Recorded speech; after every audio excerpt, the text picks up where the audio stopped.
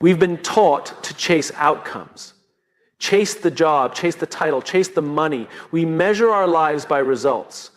What we've won, what we've built, how others see us.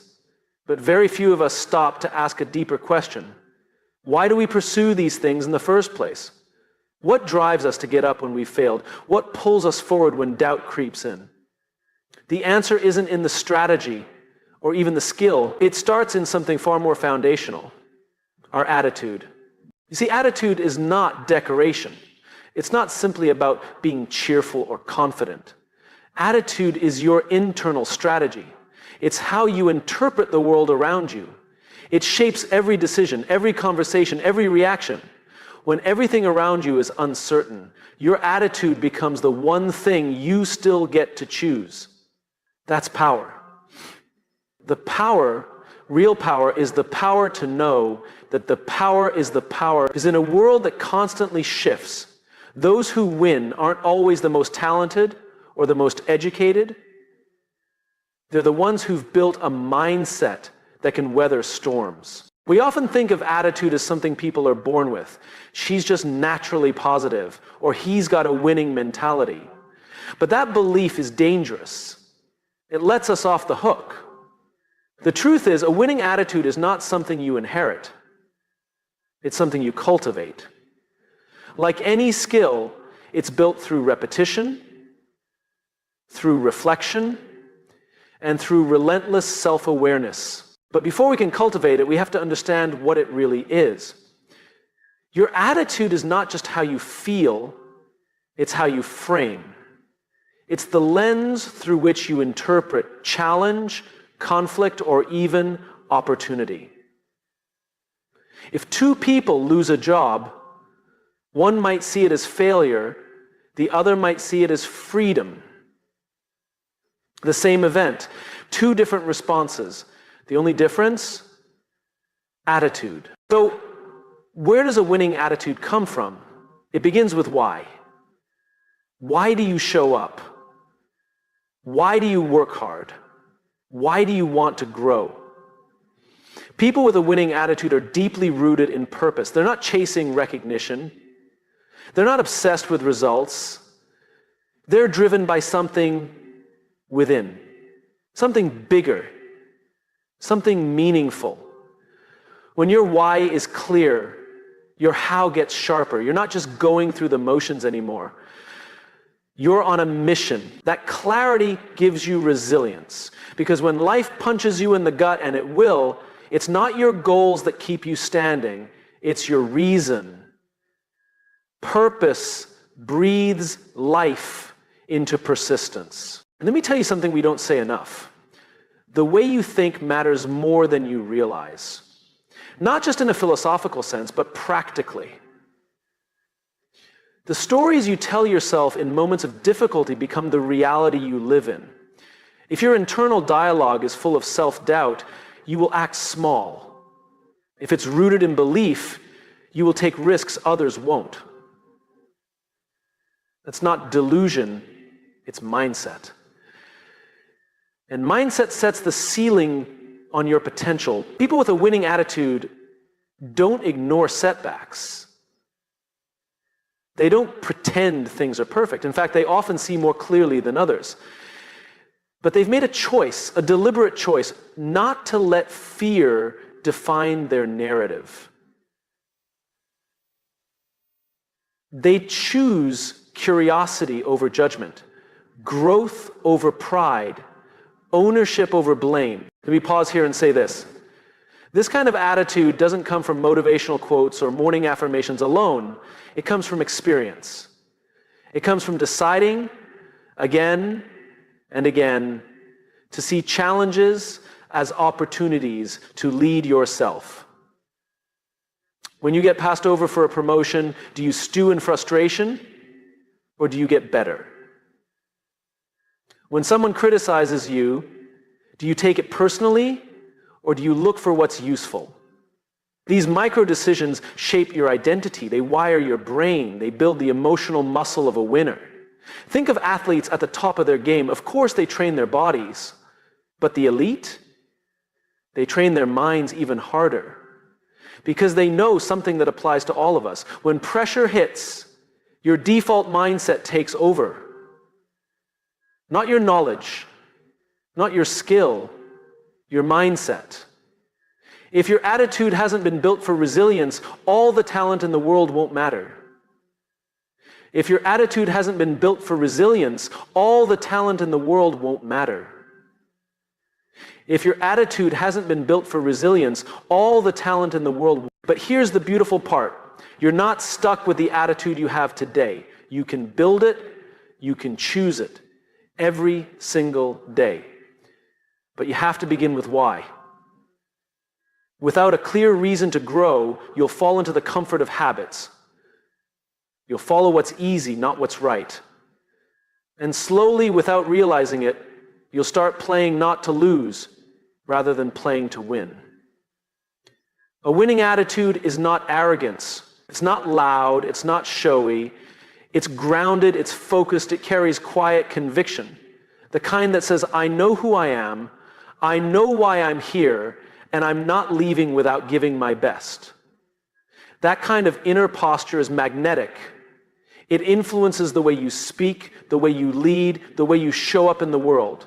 People follow those who believe in something deeper than the scoreboard.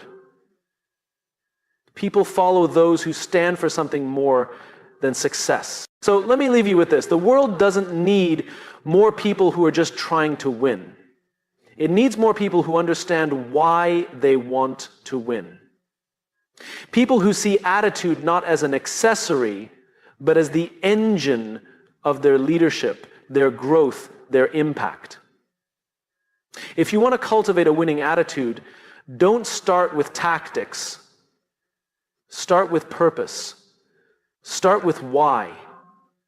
Because when your why is strong enough, the rest takes care of itself. We often get caught up in the pursuit of the big win, the breakthrough moment, the leap forward. It's how we've been conditioned, go big or go home. We admire the overnight success, the viral explosion, the transformation that seems to happen in the blink of an eye. But if we stop and look closely, we realize something far more powerful is at work. Real progress doesn't happen all at once. It's built in the quiet moments, the small choices, the daily disciplines we often overlook. Momentum isn't created in a surge. It's created in a rhythm, a steady cadence of intentional actions that over time compound into something significant. The irony is, the smallest methods, those little decisions we're quick to dismiss, are often the very foundation of a winning attitude. They don't make headlines, but they make all the difference. We tend to look for motivation to strike us like lightning. We wait for inspiration before we move. But the people who consistently grow, the ones who cultivate a truly resilient mindset, don't rely on inspiration to take action. They act and let inspiration catch up. That's the secret. They understand that momentum favors those who move. No matter how small the step, it's the movement that counts. Let's be clear. This isn't about perfection. It's about consistency. There's a big difference. Perfection says, do it right or not at all. Consistency says, show up, even if it's messy. One of the most overlooked truths in personal growth is that discipline is more powerful than motivation. Because discipline doesn't wait to feel ready. Discipline simply shows up. Think about brushing your teeth. You don't wake up every morning thinking, today I'm going to revolutionize my dental hygiene. You do it because it's routine, because it's part of your identity.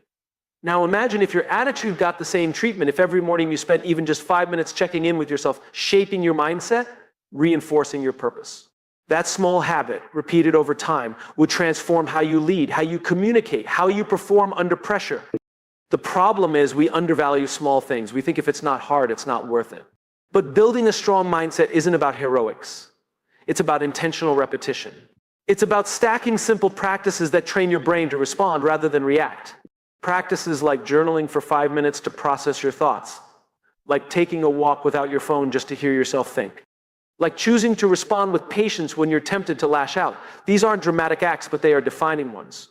Why do these small methods matter so much? Because every action reinforces a belief. When you choose to act with courage, even in a small moment, you reinforce the idea that you're someone who faces discomfort. When you commit to showing up, even when it's inconvenient, you reinforce the belief that you are dependable. Over time, those beliefs become your identity, and your identity drives your behavior. Small methods also help us build trust with ourselves, and self-trust is the core of confidence. You can't fake confidence for long. If you don't believe your own words, neither will anyone else. But when you've proven to yourself again and again that you will follow through, even in the little things, something shifts. You walk differently. You speak with clarity. You lead with conviction. Not because you're perfect, but because you're consistent. In a culture obsessed with instant gratification, the idea of slow, intentional growth feels almost radical. But that's where the edge is, because while others are chasing quick fixes, you're building something sustainable. While others are overwhelmed by the size of the goal, you're mastering the discipline of progress. And here's what's fascinating. Once you stack enough small wins, momentum begins to take over. Your energy increases, your belief expands, your tolerance for challenge grows. I've seen this play out in teams, in organizations, and individuals. The ones who rise are rarely the loudest or the most charismatic. They are the ones who do the small things with excellence. They are the ones who don't skip the basics. They are the ones who embrace the process not because they love every part of it, but because they trust what it's building in them. This is not about being robotic. It's about being deliberate. There's a difference. A winning attitude doesn't come from grinding mindlessly. It comes from doing small things on purpose. That purpose is what fuels momentum. That purpose is what gives even mundane actions meaning. Let me offer a challenge. Choose one small method, just one. Something you can do daily that aligns with the person you want to become. Maybe it's a morning mindset reset. Maybe it's 3 gratitudes before bed. Maybe it's asking one powerful question in every meeting. Whatever it is, make it yours and commit to it not for a week, but for a season. Long enough to feel the compound effect. Long enough to trust the process. Because here's the truth, people don't rise to the level of their goals, they fall to the level of their systems. And your systems are made up of habits. Your habits reflect your attitude. And your attitude. That's your strategy. So the next time you're tempted to wait for the perfect moment, remember this. Momentum isn't something you wait for. It's something you build with every small action, every small decision, every small method. That's how a winning attitude grows, not in a single leap, but in 1,000 quiet steps. We like to think of ourselves as independent, as if we are entirely self-made. We tell ourselves that our mindset, our drive, our choices are all ours, unaffected by the world around us. But the truth is, we're not as autonomous as we believe. Every one of us is shaped quietly, persistently, by our environment. Not just the physical places we spend time in, but the people, the conversations, the culture we immerse ourselves in. If you want to cultivate a winning attitude, you cannot ignore the context you're cultivating it in. Because your environment doesn't just reflect who you are, it shapes who you become. Look around you. Every voice, every behavior, every standard in your environment is influencing what you believe is possible, what's normal, what's acceptable. If you surround yourself with cynicism long enough, you start to lower your expectations. If you're immersed in apathy, ambition starts to feel naive. On the other hand, when you're in a room where excellence is the standard, where growth is expected, where resilience is admired, you rise, you adapt. Because we're wired to match the energy around us. Not consciously, not dramatically, just enough to fit in. It starts subtly. You hear someone complaining, you join in. Not because you believe it, but because you want to connect. You see someone settle and you think, maybe I'm asking for too much. And little by little, you adjust your beliefs. You lower the bar. You recalibrate what's realistic, not because of logic, but because of influence. The environment wins. That's why the most intentional people don't just protect their time, they protect their space. They're thoughtful about who they let in, what conversations they participate in, and what energy they allow to linger. Because they know your mindset doesn't operate in a vacuum. You could do all the journaling, all the affirmations, all the self-development, but if you go right back into a culture that contradicts your values, it won't stick. Not for long. You cannot grow in soil that kills your roots. You cannot dream in a space that punishes belief. And you cannot build a winning attitude while living in a losing culture. The two are incompatible. It's like trying to train for the Olympics in a room full of people who have already quit. Their energy affects yours. Their fear becomes your ceiling. Not because you're weak, but because you're human. Now, this doesn't mean you abandon everyone who thinks differently. It means you become aware. You become strategic. You stop pretending your environment is neutral and start designing it to support the mindset you're building.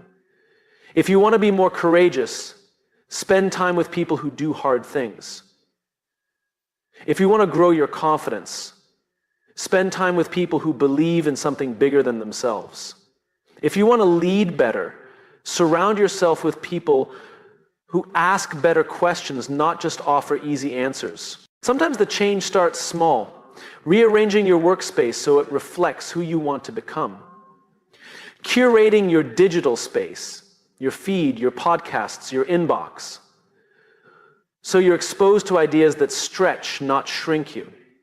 Setting boundaries with people who drain your energy, not because you don't care about them, but because you care deeply about your purpose.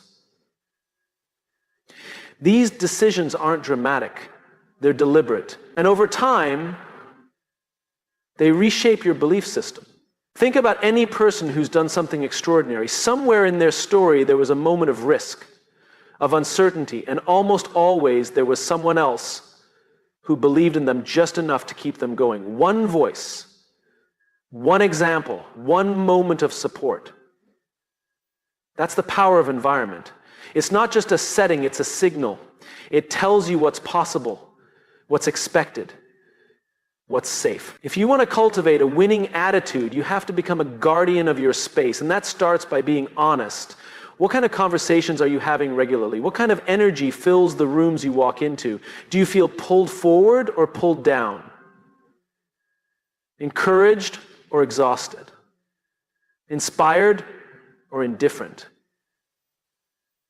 These are not small questions. They are diagnostic tools. Because environment always tells the truth, even when people don't. Now here's the other side. You're not just a product of your environment. You're also a contributor to it. Which means you don't just consume culture, you create it. Your presence either lifts or limits. Your energy either inspires action or invites passivity. Your attitude doesn't exist in isolation, it influences others. Which means you have the power to shape the environment just as much as it shapes you. So ask yourself, what kind of environment are you building? At work? At home? In your friendships? Are you speaking belief into others? Are you setting standards that challenge people to grow? Are you creating space where it's safe to dream, safe to struggle, safe to lead imperfectly?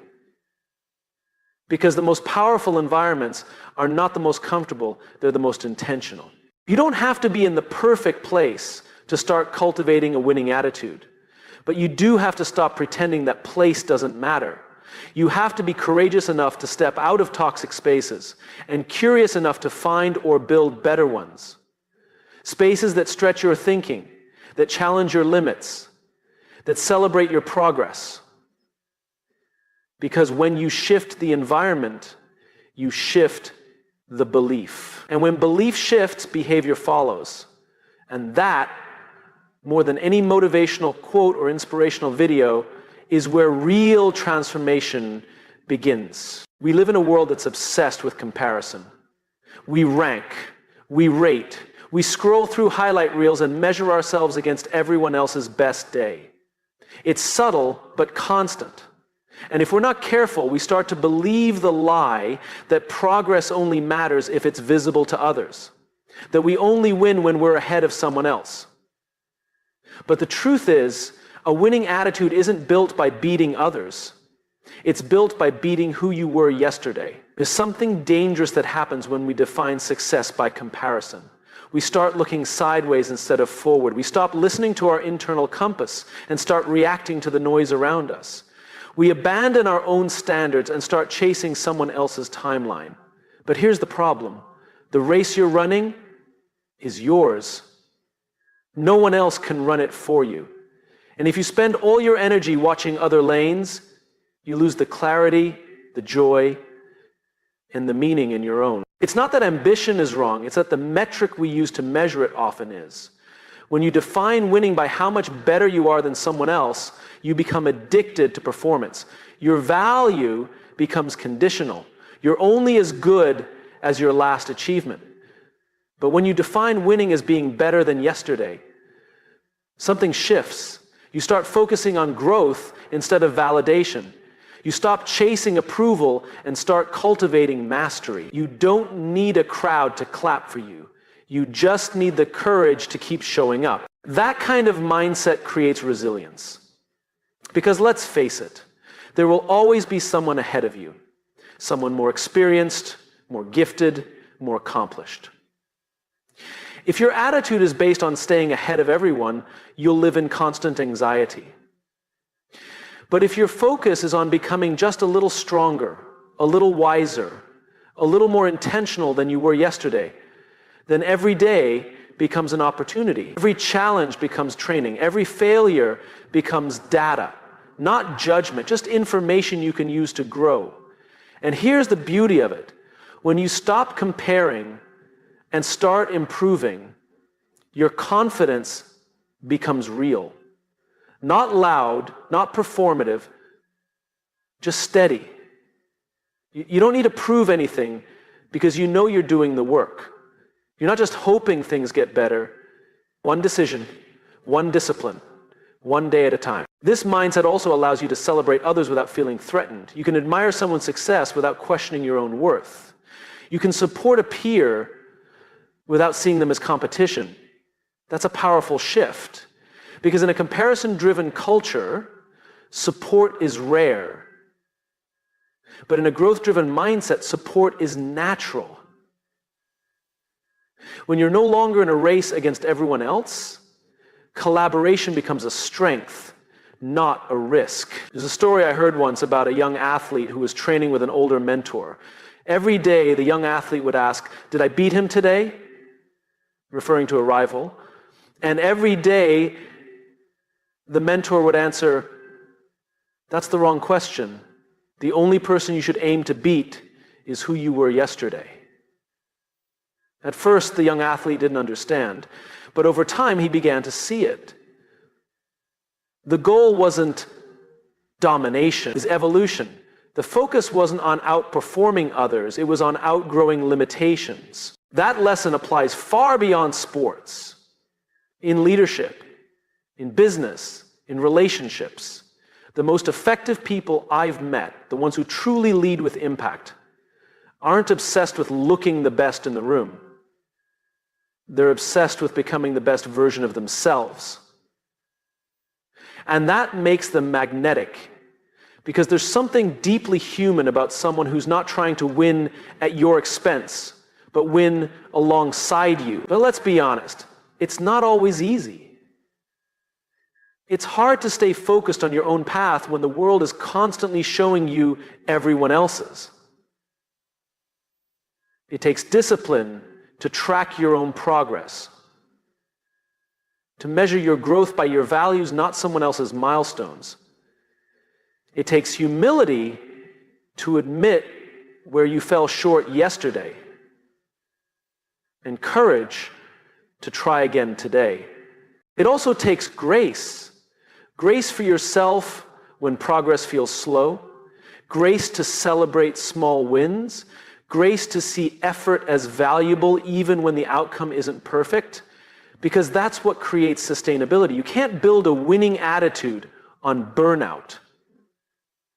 You build it on intention, on showing up, doing the work, and trusting that growth compounds over time. I've seen teams that function like families, not because they agree on everything, but because they compete with yesterday, not with each other. I've seen individuals rise through quiet persistence, not flashy performance. The difference? They've made peace with progress over perfection. They've stopped chasing approval and started building identity. And that's what this is really about. Identity. Who are you becoming? What kind of person are you when no one is watching? Are you growing in discipline, in integrity, in clarity? Because in the end, that's what builds trust. That's what earns respect. Not how loudly you talk about winning, but how intentionally you grow. So maybe today is not about being faster than someone else. Maybe today is about being more focused than you were yesterday. Maybe it's not about doing more, but doing what matters most with more purpose. Maybe the real win is knowing you stayed aligned with your values, your vision, your voice. That kind of attitude doesn't just prepare you to succeed, it prepares you to lead. Because people follow example more than words. And when they see someone growing with humility, pursuing progress without ego, they're inspired to do the same. You become a catalyst, not because you're the best, but because you're getting better. Consistently, authentically, purposefully. So let others chase comparisons. Let others play status games. You have a different assignment. Your job is not to be the best in the world. Your job is to be the best for the world. And that begins by being better than you were yesterday. We all want to feel confident. We want to walk into rooms with presence, speak with conviction, lead with clarity. Confidence is something we admire, even envy. But most of us are waiting for it to appear before we act. We think, when I feel ready, I'll speak up. When I feel confident, I'll take the leap. When I believe in myself fully, I'll go for it. And that's where we get it backward. Because confidence doesn't come before action, it comes from action. This is one of the most common misunderstandings in personal growth. We assume confidence is a prerequisite, but it's actually a result. The truth is, if you wait until you feel confident to act, you'll never move. Because the fear doesn't go away on its own. It's only by stepping into the unknown, by doing the hard thing, even when we're unsure, that we build the confidence we're craving. Action is what proves to your brain that you're capable, not theory, not positive thinking alone, not rehearsing in your head 1,000 times. Real confidence comes from evidence. And evidence only comes from experience. Even if that experience is messy, even if it doesn't go perfectly, what matters is that you showed up, that you did the thing you were afraid of, and that now your brain has proof. You can do hard things. That's the great irony. The moments we feel the least ready are often the exact moments we need to act. Because the fear we feel isn't always a sign to stop. It's a signal that we're on the edge of growth. And that edge is uncomfortable, but it's also where transformation lives. Confidence is not the absence of fear. It's the willingness to act in the presence of it. That's what separates those who grow from those who stay stuck. Not talent, not intelligence, just a decision to move forward when it would be easier to wait. And this isn't just about the big, life-changing decisions. It's about the small ones too. Confidence is built in micro moments. Speaking up in a meeting, asking the hard question, saying, I don't know, and being okay with it. Every time you choose action, you train yourself to trust yourself. That's the key. Confidence isn't loud. It's quiet self-trust. And the more you act, the more trust you build. But here's the tension. Action without reflection doesn't lead to growth. You can't just do the thing and move on. You have to extract the lesson. That's where confidence deepens. When you pause and say, what did I learn? What would I do differently? What part of that did I handle well? You're not just accumulating experiences, you're transforming them into wisdom. And that wisdom becomes part of your identity. Now, some people confuse confidence with bravado. They think being confident means being certain or never showing doubt. But real confidence is grounded. It's not a mask. It's not about pretending to have it all together. It's about being secure enough to admit what you don't know while still taking the next step. It's about showing up fully human and moving anyway.